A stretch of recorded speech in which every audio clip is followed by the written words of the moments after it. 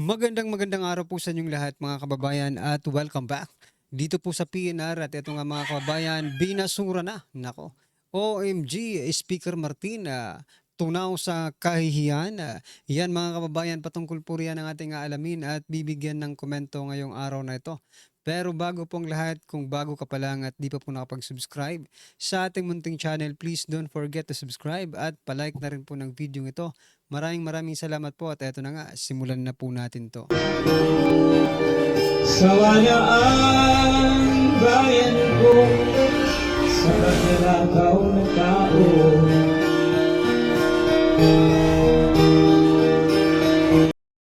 So yan mga kababayan, bago po natin muling i-play ang video ito, pasadahan po muna natin ang mga nagte-trending na mga balita dito po sa mundo ng social media. At unahin na nga po natin ito mga kababayan.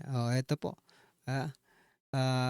Isingit po natin itong si General Torre. Kasi gustong-gusto ko pong i-share ang video ito mga kababayan na kung saan ay parang tinulig siya ng isang patrolman yung statement ni General Torre. Kasi ngayon mga kababayan, parang magiging uso po sa kapulisan ngayon ng aresto na lang kasi paramihan daw no? Paramihan ng maaaresto.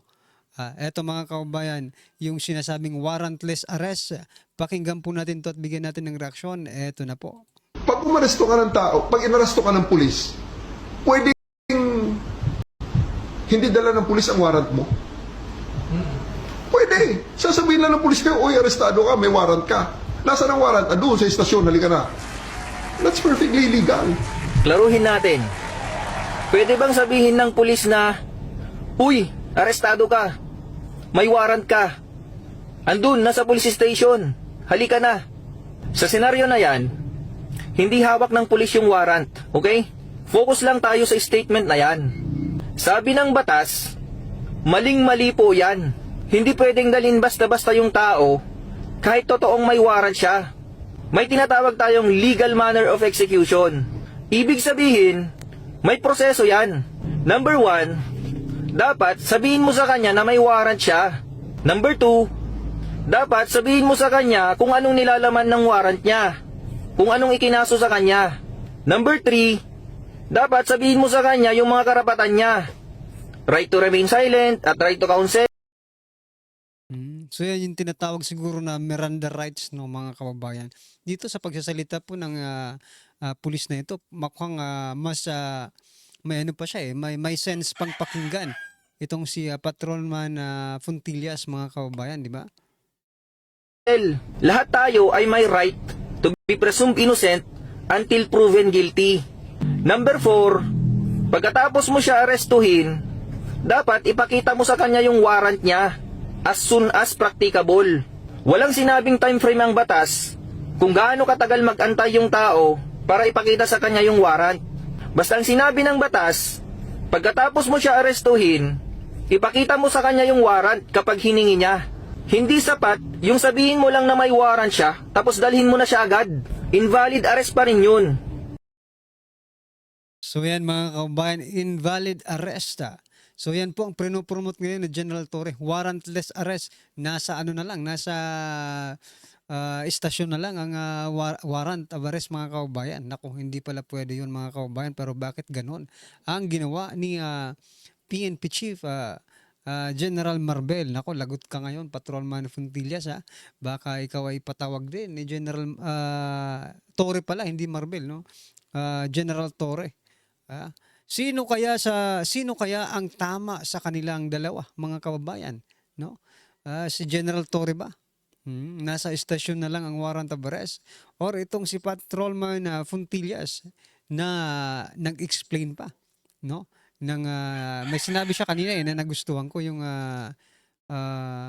proper manner of execution, di ba? Ayan mga kabayan, ano po ang inyong opinion dyan? At eto, pasadahan din po natin ang balitang ito or itong post ni Ma'am Maluti Kia. Sabi po dito mga kabayan, 15-5, vote on Cayetano motion amending the De La Rosa original motion. Yan mga kababayan, panalo. Sino-sino kaya itong 18, no? Na bumoto, no? Oh, ito po mga kababayan ang mga senador. Ito po ang balita, mga senator judges na approve tutol sa motion na ibalik sa House of Representatives ang article of impeachment ni Vice President Sara Duterte. So ibabalik mga kababayan sa Kamara. So yan, isasampal uli sa pagmukha ni Speaker Martin Romualdez yung kanilang impeachment of article. Yan mga kababayan, no? Ito po yung 18 senator judges na pumabor na ibalik po yung impeachment article of impeachment. Yan. Number 1, Cayetano, Alan Peter Cayetano, Mark Villar, Joel Villanueva, JV Ejercito, Cynthia Villar, Amy Marcos, Robin Padilla, Bong Revilla, Bongo, Bato de la Rosa, Rafi Tulfo, Francis Tolentino, Jinggoy Estrada, Loren Legarda, Juan Miguel Zumiri, Lito Lapid, Pia Cayetano, Chis Escudero. Yan mga kaubayan, no? Pati Senate President. At yung mga tutol naman mga kaubayan, ito, si outgoing na to Coco Pimentel, Reza Hontiveros, Win Gatchalian, Nancy Binay, Grace po. Yan mga kaubayan. Olats, Olats si Coco Pimentel, 5 lang kontra 18. So yan mga kaubayan, aasahan po natin na maibabalik sa mga pagmumukha ng mga congressman itong impeachment of article, no? Pero pwede pa rin nilang ibalik sa susunod na kongreso o sa 20th Congress mga kaubayan yung impeachment of article na ito, no? Isi-certify lang daw sabi niya Senator Alan Cayetano. Pero bagong set na yon ng mga senators, yung 12. Alright? So yan mga kababayan, palakpakan muna natin. Panalo, tagumpay po tayo. Tagumpay po ang hindi pagpapatuloy ng impeachment sa 19th Congress mga kababayan. No? Kasi wala na rin talagang oras mga kababayan. Sinisisi nilang Senado pero nagsimula talaga ang problema dito sa Kamara. Bakit? Kasi alanganin po yung kanilang pagpasa ng impeachment of articles Diba?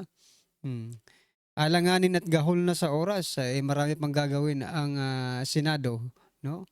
So yan, ang aabangan na lang po natin ito sa next Congress. Kaabang-abang din ito kasi merong matatanggal ng mga senador at merong papalit ng mga senador. Mag-iiba po ang timpla ng Senado. Alright? Ano po ang inyong masasabi dyan mga kababayan? I-comment nyo na lang po. At eto,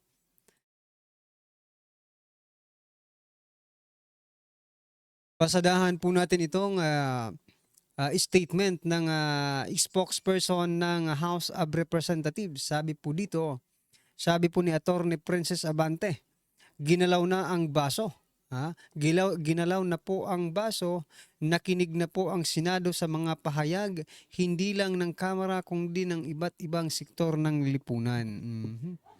Ayan, mga kababayan. Nakinig daw ang Senado sa Kongreso. So, pinalalabas dito ni Attorney Princess Abante na spokesperson ng House of Representatives na parang under talaga nila no? Nakinig sa amin yan Kaya ginawa nila yan. Parang ganun ang gusto niyong sabihin. Kung hindi dahil sa amin, hindi gagalaw yan. Di ba? Wala tayong magagawa dyan. Ganyan talaga ang buhay. Kailangan nilang pumapil. Kaya nga nagkaroon ng spokesperson ang House of Representatives, no, mga kababayan, para magsalita dyan. No?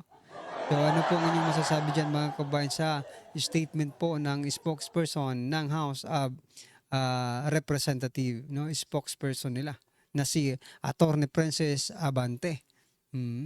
Ito pa mga kababayan, pasadahan din po natin si Dilima. Sabi po ni Dilima, sila ang nagtanong, sila rin ang sumagot, walang due process, walang hiya. Ano ito? Korte o kulto? Yan naman talaga tayo, Dilima. Pag hindi pumapabor sa'yo, galit na galit ka. Pero eto naging secretary ka po ng Department of Justice, pero bakit ganito ka magsalita, no? Sabi nga ni sino ba yung nagsalita na senador na this is not a court of law, no? This is a political court, mga kababayan. Kung anuhin natin, kung iisipin natin ng mabuti, hindi tayo gagaya kay Dilima, no? Ano ito, korte o kulto, di ba? Kailangan pa bang magtanong ganyan-ganyan? Senador ka, Dilima, ay ano ka? Sumingit ka. Sumingit. Hindi, representative po itong si Dilima, di ba? Pero hindi niya po ma-digest, no? Kung ano po ang ibig sabihin ng mga senador natin ngayon, no? Ulitin ko po ang kanyang sinabi, mga kababayan, sila ang nagtanong, sila rin ang sumagot. Walang due process, walang hiya. Ano ito? Korte o kulto? Ang sagot po diyan, mga kababayan, no? Ang Senado po ay ano po siya political court, no? Hindi po siya court of law, mga kababayan. So, this is a numbers game, kung baga. The more you have more allies, no? Panalo ka. Kahit mali ka, kahit ano pa man ang mangyari diyan, no? Kapag marami kang kaalyado or maraming pumapabor sa iyo, even not allies, no? Kapag nakita nilang tama ka, papabor sila sa iyo, talo ka pa rin. Dilima. Harap-harapan na tayong niloloko. Sinong niloloko dito? Kayo ang mga manloloko. Sa totoo lang. Binanatan daw ni Dilima ang desisyon ng Senate judges na ibalik ang articles of impeachment laban kay VP Sara sa House of Representatives, no? Niloloko daw ang taong bayan, mga kababayan. Ay nako, ewan ko lang kung maniniwala pa kayo dito kay Dilima. Sana naman hayaan lang natin siyang magsalita. Baka kasi pag hindi ito nakapagsalita, bigla na lang itong huminto. Huminto ang mundo ni Dilima kapag hindi nakapagsalita against Duterte. Ayan, mga kababayan. Ako talaga, personally, hindi po ako naniniwala sa mga sinasabing Dilima. Bakit? Nakita na po natin kung sino talaga. Binalatan na ito noong nakarang administrasyon si Dilima. Sumasayaw. Ikaw ang manluloko, Dilima. Babalik ko lang sa'yo. Bakit nasabi kong manluloko ka? Biruin mo, may asawang tao yung driver mo. Di ba? Parang inagaw. Di ba? Or ginamit mo pa yung tao, yung driver mo, di ba? May relasyon ka sa driver mong may asawa. Sino ang manluloko ngayon? Hindi ba ikaw? Huwag natin kalimutan yan. Let's always put it in our mind, mga kababayan, so that hindi tayo malalansing ni Dilima sa kanyang mga sinasabi. Alright? Yan, mga kababayan, ano po ang inyong mapasasabi dyan? I-comment nyo na lang. At eto, last po natin pag-uusapan bago po natin i-play ang video. Sabi po, no, ni Senator Amy Marcos, yan, share ko lang, huwag na tayong magmaang-maangan. Hindi tanga ang mga Pilipino. Ang impeachment na ito ay para sa mga hayok sa kapangyarihan. Yan, mga kababayan, no? Para na sa mga hayok o lulong sa kapangyarihan. Sino kaya ito? Unang-una, nag-post po si Trillanes about kaya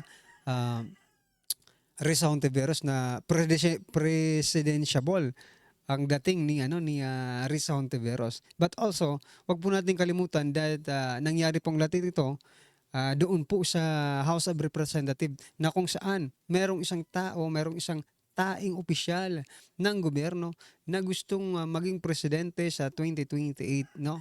No, yan po ang wag natin kakalimutan at sa katauhan po yan ni Tamba Luslos. Ayan, mga kababayan, ito, pakinggan po natin to at bigyan natin ng reaksyon. Ito na po. Ito pala ang dahilan kung bakit ayaw na ni Marcos na ituloy yung impeachment. Naku po. Alam mo, hindi mix ang pinapahatid ni Marcos sa taong bayan. Talaga pong ayaw na niya. Alam nyo kung bakit? Eto kasi pakinggan natin. Relax. Pinala ni Senator Amy Marcos mismong administrasyon ang ayaw daw na matuloy ang impeachment trial ni Bakit? VP Sara Duterte. Nauna sa balita live si News 5 correspondent ng Senado, si Mian Los Baños. Mian, paano yan nasabi ng presidential sister?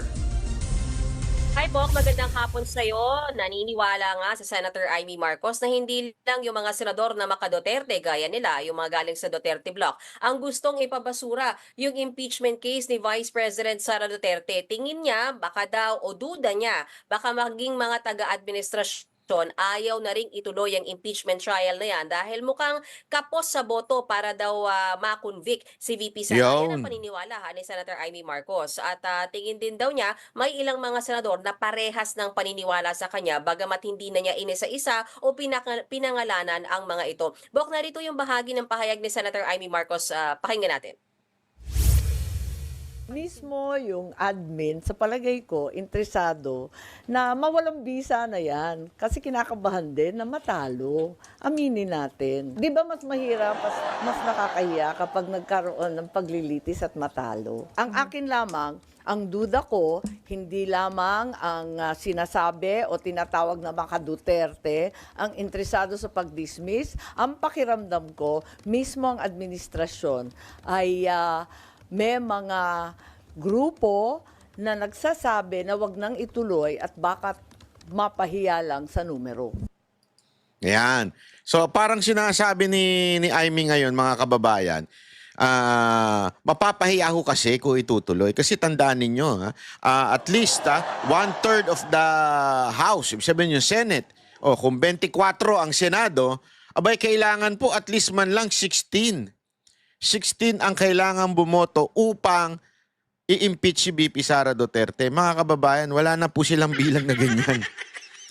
Una-una, suicide yan sa kanilang mga karir kung boboto sila ng ganyan. Kaya nga, So ibig sabihin lang po nito mga kababayan, no, kahit pala, no, tumalon, okay? Sabihin natin tumalon. Papuntang 20th Congress itong impeachment trial ni Vice President Sara Duterte. Wala rin. Kasi madadagdagan at ngayon nga, eto 18 ang bumoto, di ba? Paano kung pumasok pa si Marcoleta, si Villar, yung isang Villar, di ba? Si yung babae, yung anak ni Sancho Villar, di ba? Sino to? Nakalimutan ko. Basta Villar, si Villar, no? Tapos marami pang papasok na mga bago na posible na bumoto rin kay Vice President Sara Duterte or kumampi dito kay Vice President Sara Duterte. Yung iba matatanggal dyan no? Yung iba mananatili kakampi po ni Vice President Sara Duterte. Kaya yan, good job mga kabayan. Iyak, no? Iiyak na naman ang House of Representatives. Iiyak na naman po yung mga bumabatikos. Iiyak na naman po yung mga kalaban sa politika ni Vice President Sara Duterte at ang mga Duterte. Yan mga kabayan. Ano po ang inyong opinion dyan? I-comment nyo na lang po. At huwag kalimutang mag-subscribe mga kabayan natin. Please don't forget to like the video. Maraming salamat po. Sa walaan bayan ko, sa magnanakaw na tao.